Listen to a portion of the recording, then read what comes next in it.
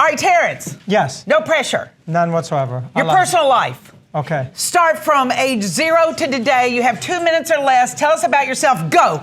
All right. I'm a New Yorker through and through. Born at St. Vincent's Hospital. Yes, New York or nowhere. If I buy an apartment there and I die in St. Vincent's, my life goes nowhere. I'm just kidding. Scott, not going to buy one there. Born in New York, parents, messy, divorced. We'll save that for a one-on-one. Lived a little bit in California, came back to New York, worked at NYU, graduated with an accounting finance degree, worked at Coopers & Lybrand. At the time, it was a Big Six accounting firm. From there, Wall Street, because I wanted to take it up a notch, fast pace. September 11th happened. I was there. My sister was there. My brother was there. We all worked on the floor of the exchange. Sent me to a really dark place. Transformed my life in many ways, and from there I wasn't sure where I was going. Dabbled in real estate for a little bit. Ultimately found myself working with runners, coaching, and well, let me ask you a question. Yes. Thank God that you transitioned from accounting, because Scott Harris was getting nervous when you said real estate. I saw his face. I saw his face. Yeah. Now listen, let me ask you a question. Mm-hmm. What was it about accounting?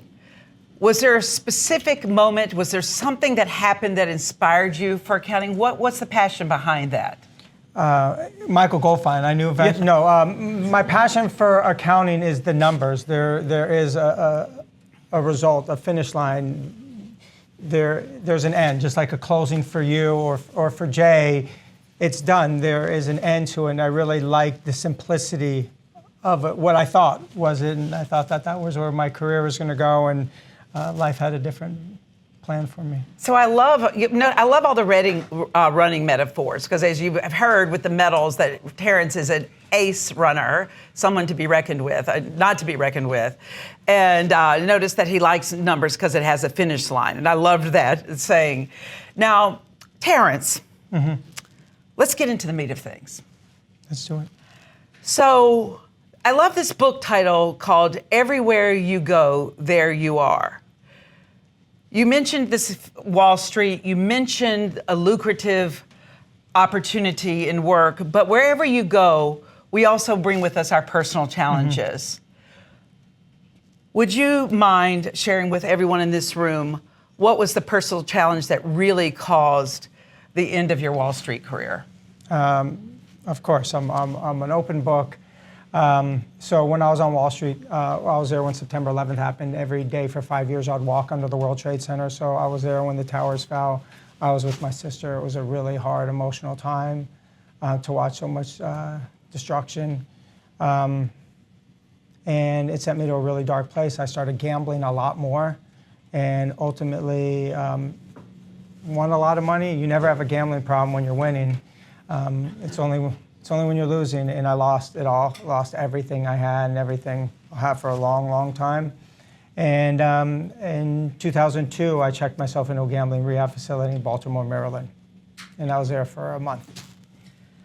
So thank you for sharing that. It's difficult, I'm sure, because it was filled with your ups and downs. And from there, your beautiful sister, Heather, who's sitting right here on the front row, opened up, instead of you being under the Brooklyn Bridge, opened up her home, and you got to sleep on her couch. You were telling me this story.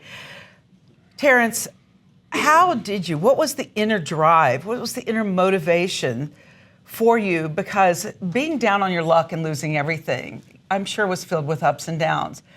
How did you get yourself off beautiful Heather's couch and get yourself back on track, basically back on your feet? To have family, because, the job I currently do and I love and I was introduced to is back on my feet, where men and women that are homeless or in shelters or facilities, we help them get back on their feet through the power of running. And when I was in that gambling rehabilitation center, a buddy of mine called me up. He goes, "Where?" And I go, "I'm really not sure where you are, but I'm in rehab." I'm in rehab, which was hard to say at first, but it got easier and easier as you said it. He said, "We're both in the New York City Marathon." And I ran the New York City Marathon in 2002, and I've ran it every single year since, and I'll never miss it for the rest of my life.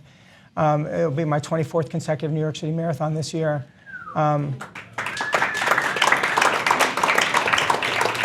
Thank you.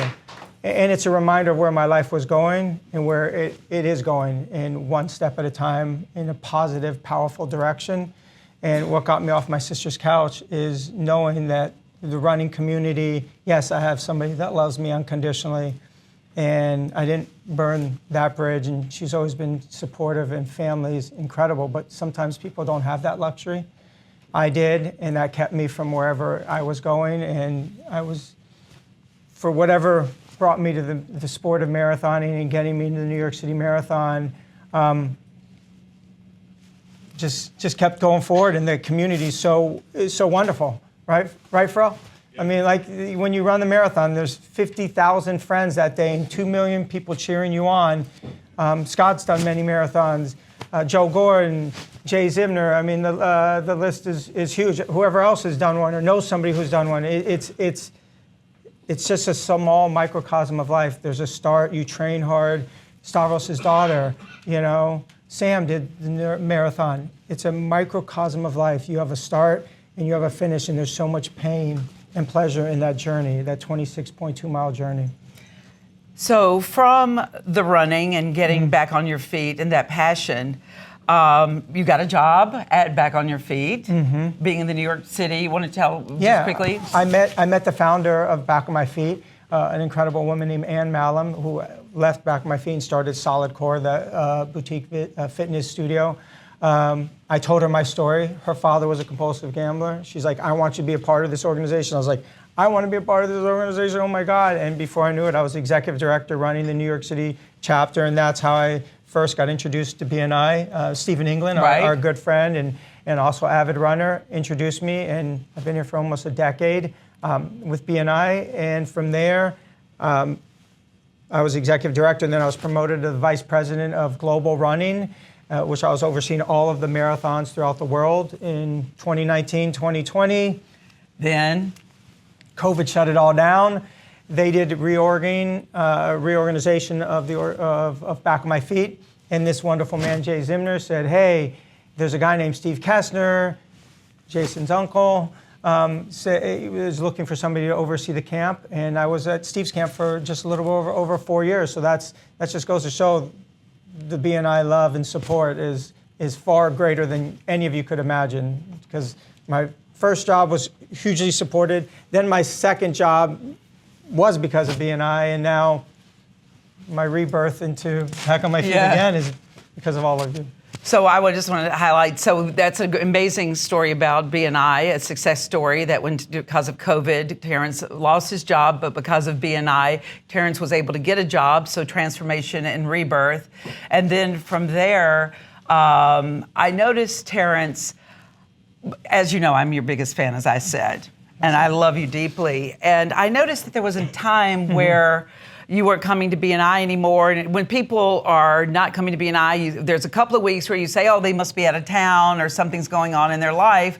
But when there's a long absence, you start getting curious. I certainly did. And I thought, well, what has happened to Terence? And so when we were talking about this interview, I found out what was going on. Can you shed light on this group, why you were absent, what were you working on, and what's the result of that?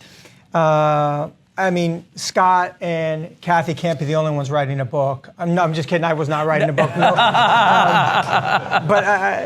And Dr. Sperling. Sorry about that. So I was not writing a book. Where I was I found my successor, somebody who I hired at Steve's camp to take over Steve's camp. And I knew when I hired her, I said, you will be overseeing Steve's camp by the end of the year. And my last day at Steve's camp was officially January 31st. And I was transitioning to another job, and it's great. It was helping out nonprofits, and I was really excited about it, and it was technology. And as this was happening, and I spoke to Elliot and a few other people on the membership committee, I'm like, great, this is where I'm gonna go. And during that time, somebody from Back on My Feet said, the CEO stepped down. Also on January 31st, would you interview? And I'm like, wait a second, an opportunity to come back to the organization that transformed my life to help get me back on my feet. And now I would have the opportunity to be the CEO, to oversee the whole organization, to do the 3 M's that that was my vision. It's bringing in money, changing the morale, and making sure the members, which is the heart of the organization, the members are the homeless men and women that we serve, we want to call them members. It's an empowering word versus, somebody who is less than. They're members. They're members of the community. So the 3 M's: money, morale, and members. Absolutely. So I interviewed, and they offered me the job. Well, isn't that amazing? They offered him the job. I know. A week after my birthday. My first day, my birthday's March 3rd, so 3 is my favorite number. So literally a week later was my first day back on my feet. Wow. That's a tongue twister, isn't it? Yeah, that is. Now, that is, again, very inspiring how life circled you back to there in a leadership position. Now, you're the man. Now you're the man. So obviously, as you mentioned, there's going to be fundraising goals. I know that Joe Gordon has promised you that last year, he was first marathon for Back on Feet. I think he raised $30,000. Like 40 I think something. $40,000. I think Joe Gordon promised that he'd run a marathon, and his goal is going to be $100,000. So Joe, I look forward to supporting you on that. But that's another power of BNI, is that Joe Gordon was the largest fundraiser. Joe, stand up. Let everybody see who you are. Joe Gordon was the largest single fundraiser who ran a New York City marathon, I think, for Back in the Feet when you were there, right? Yes. Yeah. 2 minutes, guys. Okay, all right. All right, so besides, of course, fundraising, besides all that, the key is that all of us in this room are invested to your success. I know we'll do anything to help you. I know giving money is important, obviously. All right, to use a John Mark Shaw analogy, you have 9 months. It's December 31st, 2025. Am I getting that right, John? And it all worked out. Mm-hmm. Besides fundraising, tell all of us how we can help. It all worked out. What is the vision for Back on the Feet, December 31st, 2025? It all worked out. The money's already there, that we've already established. So it's connections. Having great swag items that people are branded with, being connected potentially, maybe Larry, there's a couple members if you're looking for employment. There's so much need out there. Just connect me to anybody who runs, has a foundation that wants to give back, that wants to fundraise. Unfortunately, right now, all of the New York City Marathon bibs, there's a huge demand. We have 100 of them for Back on My Feet. They're all gone. There's a waiting list of 200 people. But if you know somebody who wants to be as incredible as Joe Gordon was, I'll find a way to get a bib, and raising $40,000, bringing awareness, somebody with huge social media presence, 1 million people that can spread the gospel, an athlete that cares about having an impact in the community, because that's what we do. Every Monday, Wednesday, and Friday, we run with men and women in shelters. So you're on the ground meeting the men and women you're serving. So hopefully they like to run, they like to give back, they have money. If they have all 3 of those, that's great. If they just have one, just connect me, and I'll take that intro and run with it, pun intended. Hopefully we can have a run-in meeting, and they'll want to get involved in some way. I don't know what that looks like. None of us do, because if they give their most valuable commodity, which is their time, that's incredible. Because sometimes at 5:30 to 6:30 in the morning, the men and women they just want to feel the connection of another human being and not feel less than. Because I know what it's like to struggle and wonder which direction your life is going to go. And not everybody has a warm couch and a loving sister that bails you out, but we all can give back in some way. Whether you're guiding the blind with my buddy over there, Mike Anderson, or you're helping out the arts, there's a way to give back. Find what resonates with you and give. Or walk with Arthur for Alzheimer's. There's so many ways to give, and you get so much more than you give.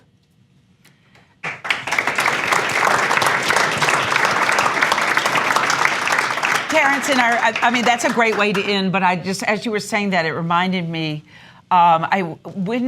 for the people that are part of the Back on the Feet program, I remember you were saying that they needed to show up and run for 30 days. How does one who is homeless, for anybody who may find themselves in that situation, how does one get back on their feet? If I'm homeless, I come to you, what is the protocol? You have to, one, be clean, sober, that you want to transform your life. You want to move one step forward in the right direction. And then we partner with the facilities. Right now, we work with a couple different partner with a couple different facilities in New York City. We're in 16 cities across the United States, everywhere from Seattle to LA to Fort Lauderdale to Boston, Chicago, Indy. So we're working in 16 cities, and part of my strategy is to grow it. So, go to a facility, show up every Monday, Wednesday, Friday, and be committed, because the way to make change is consistency. That's why this group is so successful. What do we do every Wednesday? We show up here. We're Right. committed to that. And then they have to be there for show 30 days of 30 consistency. Consistency and running or walking. And from there, we help them out with employment and housing. What's stopping them from their barrier to self-sufficiency? Because everybody's barrier is different. Right. Everybody, you have opportunities to have a one-on-one. If you know anyone that has gambling issues or addiction issues, I know Terence loves to give back in conversations around that. How can you help? Please start searching your heart today and find a way to help this man have his, and on December 31st, 2025, that goal was reached. We all know ways that we can help. It's time for us not to be afraid. It's time for us to step over our fear. And it's time to help this man succeed. And once again, have his transformation story and his rebirth story. Thank you for giving me this opportunity. I love you so much.